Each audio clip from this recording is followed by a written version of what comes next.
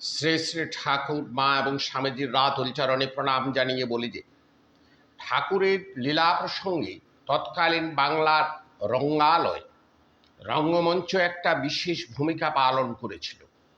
কলকাতার থিয়েটার সেই সময় খুব নাম করেছিল এবং কলকাতার থিয়েটারে আত্মনিয়োগ করেছিলেন গিরিশচন্দ্র ঘোষ।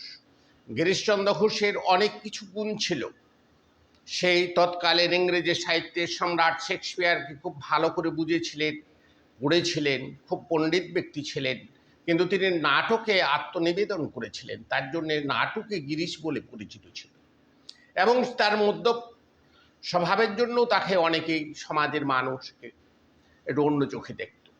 তো এই নাটকের কলাকুশলী কারা ছিল না, নাটকের যারা অভিনয় করত সেই পুরুষ মানুষেরা ছিলেন একবারে সমাজের অভিজাত শ্রেণীর।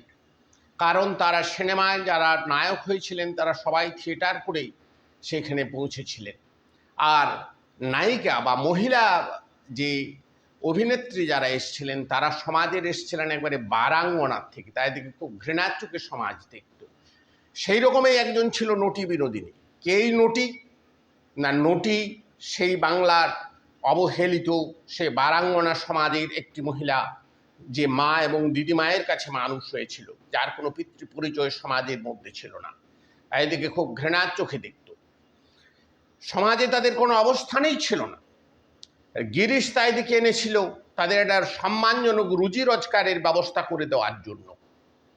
সেই নাট্যা মঞ্চে যে উপস্থিত হয়েছিলেন আমাদের অবতার বরিষ্ঠ শ্রী রামকৃষ্ণ, তিনি গিরিশচন্দ্র এই চৈতন্য লীলা দেখেছিলেন, আনন্দিত হয়েছিলেন, রোমাঞ্চিত হয়েছিলেন এবং এই চৈতন্য লীলায় যে তিনি এক অপূর্ব ঘটনা ঘটিয়েছিলেন, সেখানে এই নটি বিনোদিনীর মাথায় হাত দিয়ে বলেছিলেন, জামা তোর চৈতন্য হোক। সে কেঁদে গড়াগড়ি দিয়ে বলেছিল, আমার মতো কৃমি কীট নরকীর কীটকে এই আশীর্বাদ দিলে, হে ভগবান তুমি সত্যি দীনবন্ধু। ভগবান ভালো থাকবেন, সুস্থ থাকবেন। নমস্কার।